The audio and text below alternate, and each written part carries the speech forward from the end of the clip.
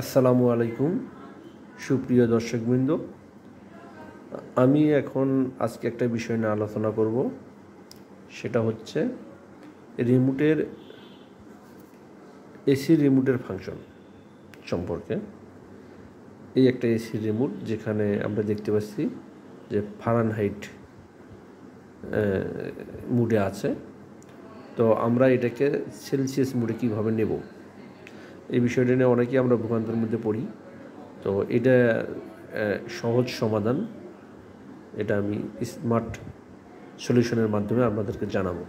তো প্রথমে যেটা করতে হবে, আমরা এরকম একটা এসি রিমোটে দেখতে পাচ্ছি 73 ফারেনহাইট দেখাচ্ছে, তো 73-তে আছে, এটা আমরা সেলসিয়াসে নেব এই পাশে।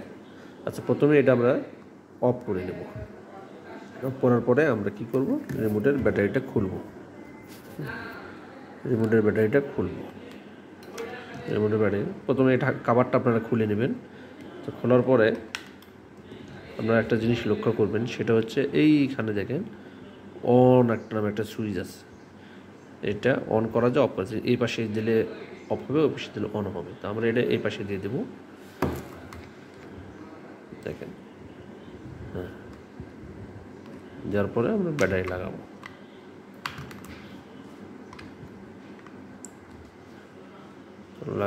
লাগানোর পরে দেখতে পাচ্ছেন